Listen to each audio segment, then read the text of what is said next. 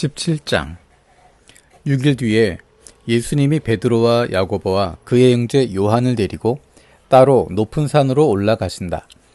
거기서 그들이 보는 앞에서 예수님의 모습이 변화되었다. 또 예수님의 얼굴이 해처럼 빛났다. 예수님의 옷은 빛처럼 새하얗게 되었다. 그런데 보라, 모세와 엘리야가 그들에게 나타나서 예수님과 더불어 말씀을 나누고 있었다. 베드로가 끼어들어 예수님께 말씀드렸다. 주님, 우리가 여기 있는 것이 좋습니다. 원하시면 제가 여기에 천막을 3채 마련하도록 하겠습니다. 주님을 위하여 한 채, 모세를 위해 한 채, 엘리야를 위해서 한 채를요. 베드로가 아직 말을 하고 있을 때 보라, 빛나는 구름이 그들을 휘덮었다. 또 보라, 구름 속에서 소리가 났다. 이는 사랑하는 내 아들이다. 나는 그가 좋다. 너희는 그의 말을 들어라. 제자들이 듣고서 납작 엎드렸다. 그들은 너무나 두려웠다. 그러자 예수님이 다가가셔서 그들을 어루만져 주시고는 말씀하셨다.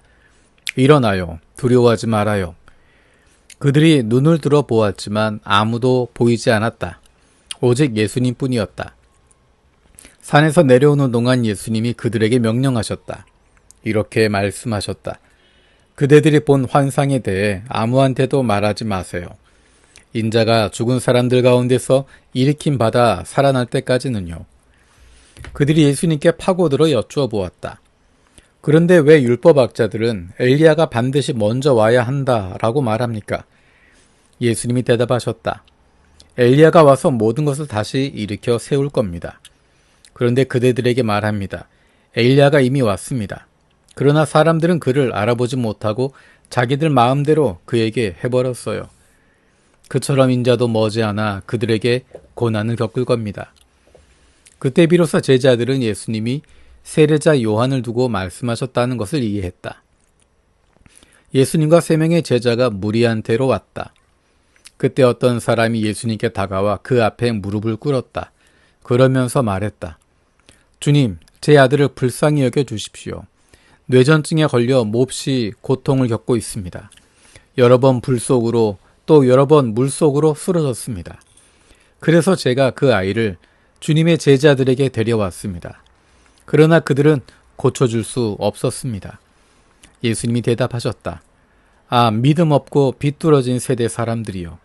언제까지 내가 여러분과 함께 있어야 한단 말입니까? 언제까지 여러분을 받아주어야 한단 말입니까? 그 아이를 나에게 데려오세요. 이리로요. 예수님이 그 아이를 꾸짖으시사 그 아이한테서 귀신이 나왔다. 그 아이가 바로 그 시각부터 멀쩡해졌다. 그때 제자들이 예수님께 가까이 와서 따로 여쭈었다. 저희는 무엇 때문에 귀신을 쫓아낼 수 없었습니까? 예수님이 대답하신다. 그대들의 믿음이 작아서입니다. 아멘, 그대들에게 말합니다. 그대들에게 겨자씨 한 알만한 믿음이라도 있다면 그대들은 이 산더러 여기서 저기로 옮겨가라 하고 말할 것입니다. 그러면 그것이 옮겨갈 것입니다. 그대들이 할 수 없는 일은 하나도 없을 것입니다. 제자들이 갈릴레아에 같이 모여 있었다. 그때 예수님이 말씀하셨다. 머지않아 인자가 사람들의 손에 넘겨질 것입니다. 사람들은 그를 죽일 것입니다. 그러나 3일째 날에는 일으킴 받아 살아날 것입니다. 그러자 그들은 몹시 괴로워했다. 예수님 일행이 가버나움으로 갔다. 그때 성전세 2드라크마를 걷는 사람들이 베드로에게 다가와서 말했다. 당신의 선생님은 성전세를 제대로 안 내시나요? 베드로가 말한다. 내십니다. 그러고는 집으로 들어갔다. 그때 예수님이 베드로보다 앞질러 말씀하셨다. 그대는 어떻게 생각하나요, 시몬? 세상의 임금들이 관세나 주민세를 받는 것은 누구한테서인가요? 자기 아들, 딸들한테서인가요? 다른 사람들한테서인가요? 베드로가 다른 사람들한테서입니다 하고 대답했다. 그러자 예수님이 말씀하셨다. 그렇다면 아들, 딸들은 자유롭습니다. 그러나 그들이 걸려 넘어지게 하지는 맙시다. 바다로 가서 낚시를 던지세요. 그리고 가장 먼저 걸리는 물고기를 잡아 올리세요. 그 입을 열어보면 은돈이 있을 겁니다. 그걸 가져다가 나와 그대를 위해서 그들에게 바치세요. 18장. 바로 그 시간에 제자들이 예수님께 다가와서 여쭈었다. 그러면 하늘나라에서는 누가 가장 큽니까? 예수님은 어린이 하나를 가까이 부르셔서 그 아이를 그들 한가운데 세우셨다. 그러고는 말씀하셨다. 아멘, 그대들에게 말합니다. 그대들이 돌이켜 어린아이들과 같이 되지 않으면 하늘나라에 절대로 들어가지 못할 것입니다.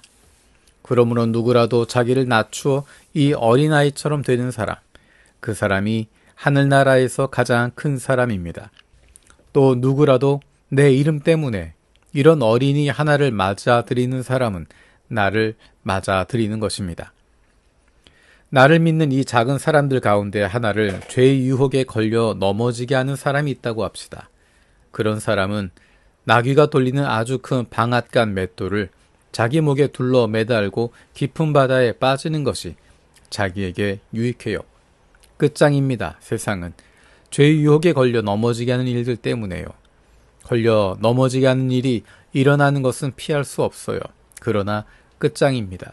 걸려 넘어지게 하는 일이 일어나게 하는 그 사람은 그대의 손이나 발이 그대를 죄의 유혹에 걸려 넘어지게 하면 그걸 잘라서 내버리세요. 손이나 발이 하나 없이 생명에 들어가는 것이 두 손, 두 발 다 가지고 영원한 불에 던져지는 것보다 낫습니다. 또 그대의 눈이 그대를 죄의 유혹에 걸려 넘어지게 하면 그걸 뽑아서 내버리세요. 눈 하나로 생명에 들어가는 것이 두 눈 다 가지고 불 이글거리는 지옥에 던져지는 것보다 낫습니다. 조심하세요. 이 작은 사람들 가운데 하나라도 깔보지 마세요. 그대들에게 말합니다. 하늘에 계신 그들의 천사들이 내 아버지, 곧 하늘에 계신 분의 얼굴을 줄곧 뵙고 있으니까요. 그대들 보기에는 어떤가요? 어떤 사람에게 양 100마리가 있는데 그 가운데 하나가 길을 잃어 헤매고 있다고 합시다. 99마리를 산에 두고는 가서 길 잃은 양을 찾지 않겠어요? 찾아내게 되면 아멘 그대들에게 말합니다. 그 양을 두고 더 기뻐할 겁니다. 길을 잃지 않은 99마리에 대해서보다요. 그대들의 아버지, 곧 하늘에 계신 분도 마찬가지입니다. 이 작은 사람들 가운데 하나를 잃어버리는 것은 그분 뜻이 아닙니다. 그대의 형제자매가 그대에게 죄를 지으면 가서 그 사람하고만 만나서 그의 잘못을 바로잡아 주세요. 그 사람이 그대 말을 들으면 그대는 그대의 형제자매를 되찾는 겁니다. 듣지 않으면 한두 사람을 더 데려가세요. 증인 2명이나 3명의 진술에 근거해서 모든 일이 확정되도록 하세요. 그들의 말도 흘려들으면 교회에 이야기하세요. 교회의 말마저 흘려들으면 다른 민족이나 세금업자처럼 대하시기 바랍니다. 아멘, 그대들에게 말합니다. 그대들이 무엇이든 땅에서 묶어두면 하늘에서도 묶여 있을 겁니다. 또 그대들이 무엇이든 땅에서 풀어두면 하늘에서도 풀려 있을 겁니다. 다시 한번 아멘, 그대들에게 말합니다. 그대들 가운데 두 사람이 땅에서 같은 목소리를 내면 달라고 하는 것이 뭐가 되었든지 내 아버지, 곧 하늘에 계신 분께서 다 들어주실 것입니다.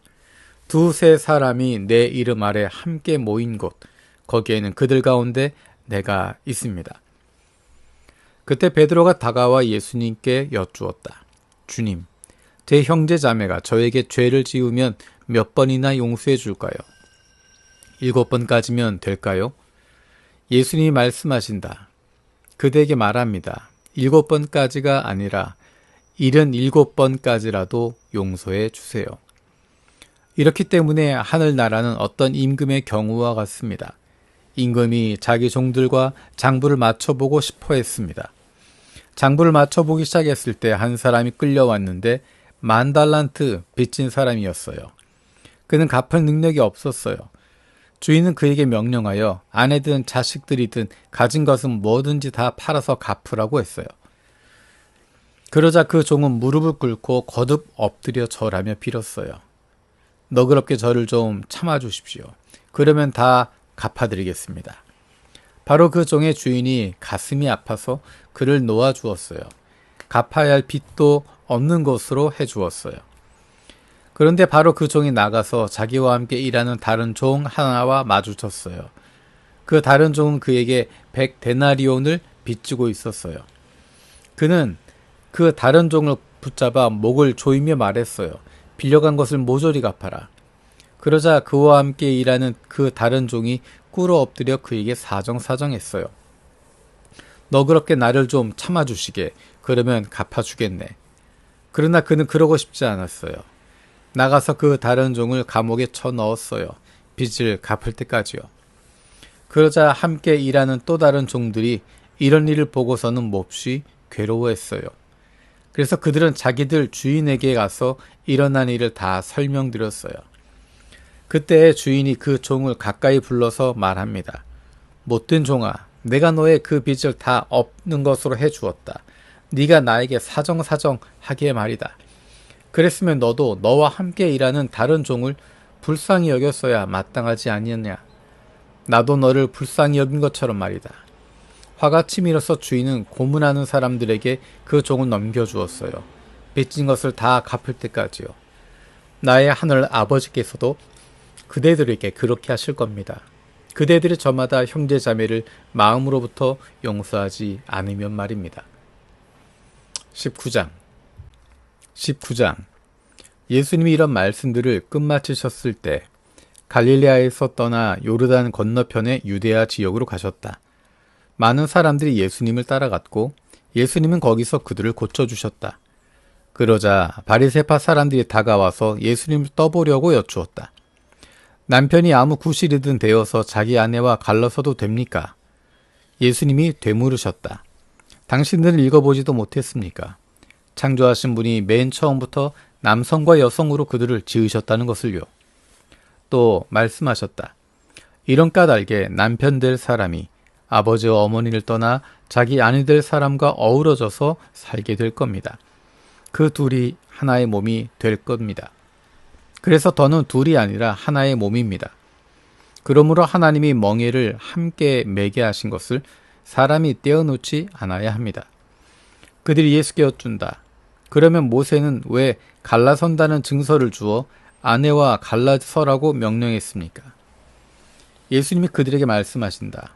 모세는 당신들 마음이 굳어있음을 생각해서 아내와 갈라서도록 당신들에게 허락한 겁니다.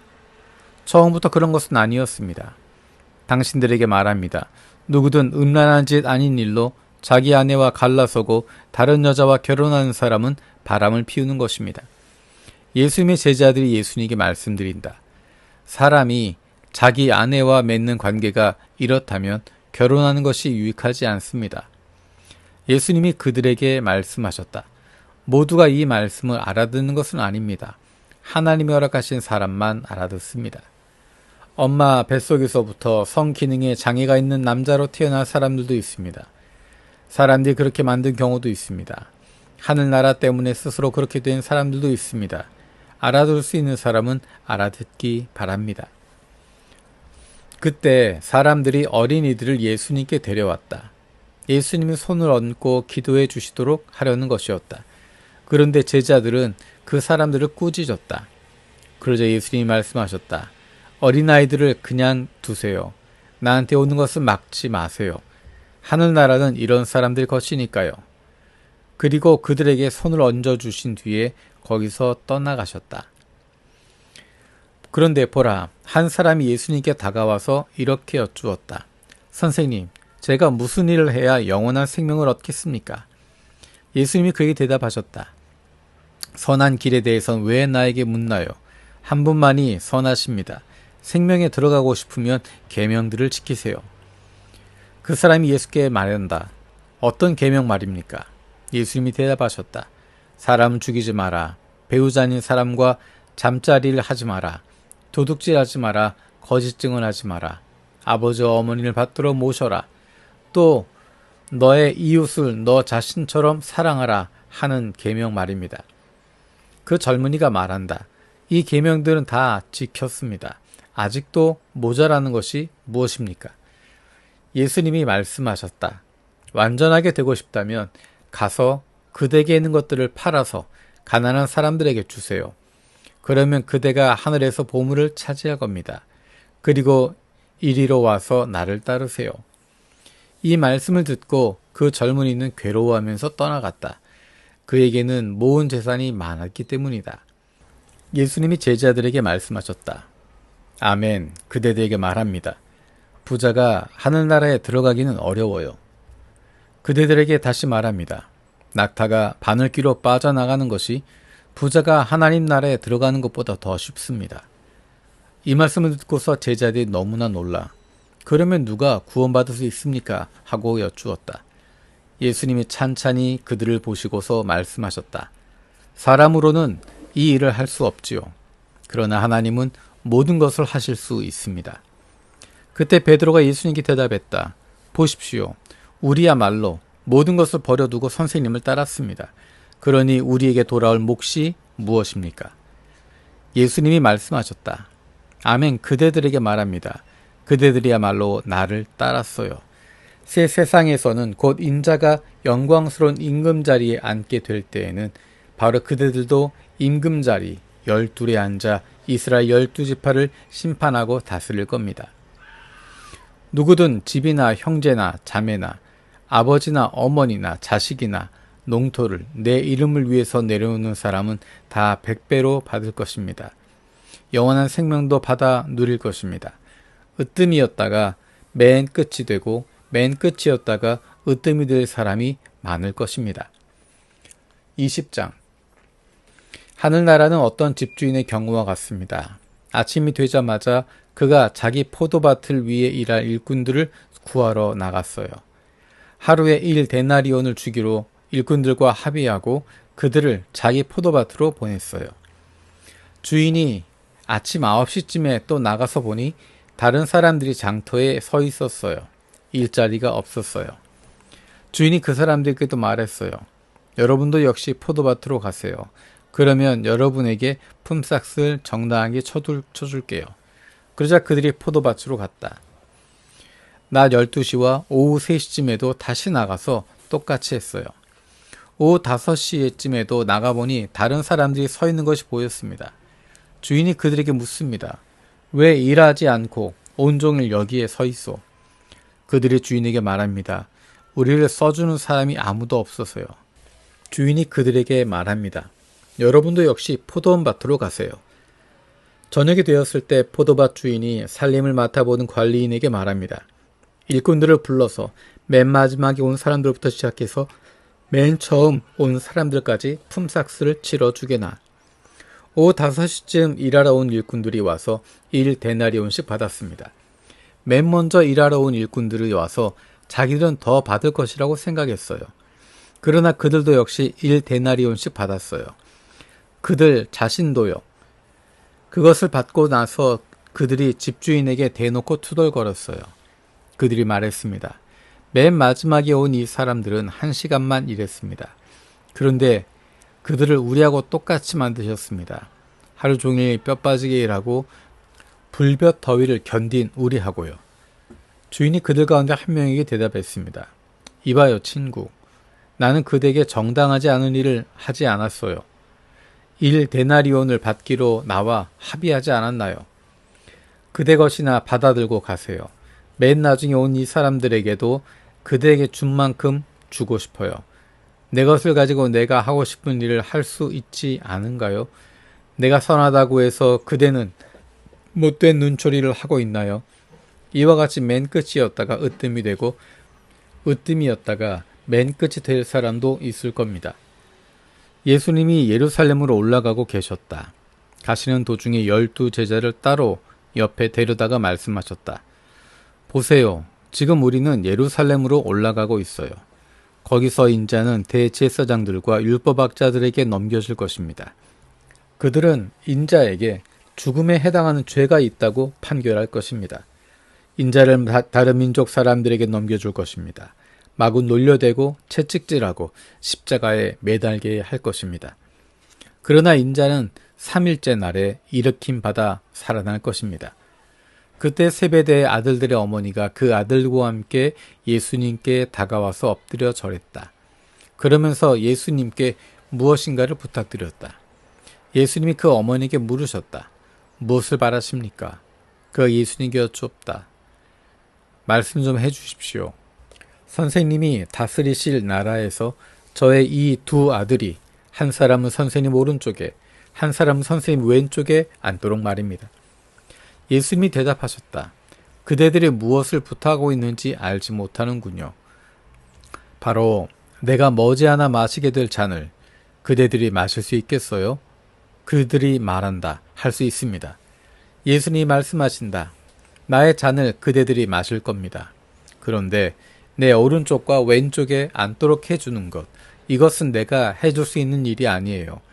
그 자리는 나의 아버지께서 정해두신 사람들을 위해 마련되어 있습니다. 다른 제자 10명이 듣고서 두 형제에 대해 몹시 화를 냈다.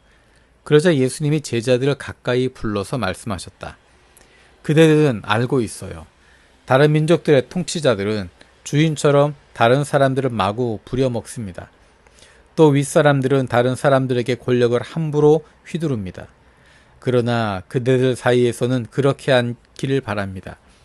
누구든 그대들 사이에서 권력자가 되고 싶은 사람은 그대를 섬기는 사람이 되어야 합니다.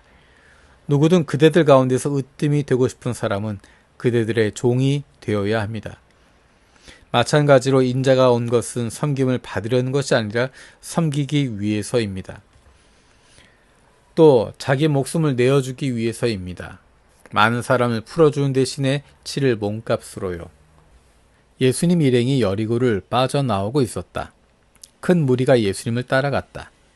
그런데 보라, 시각장애인 2명이 길 옆에 앉아 있다가 예수님이 지나가신다는 말을 듣고서 소리쳤다. 저희를 불쌍히 여겨 주십시오. 주님, 다윗의 자손님. 무리가 그들을 꾸짖어 조용히 하라고 했다. 그러나 그들은 더 크게 소리쳤다. 저희를 불쌍히 여겨 주십시오. 주님, 다윗의 자손님. 그러자 예수님이 멈춰서서 그들을 불러 말씀하셨다. 그대들에게 무엇을 해주길 바라나요? 그들이 예수님께 말씀드린다. 주님, 저희의 눈이 다시 열리게 해주십시오. 가슴 아파하시며 예수님이 그들의 눈을 어루만져 주셨다. 그러자 곧바로 그들이 다시 보게 되었다. 그리고 그들은 예수님을 따라 나섰다.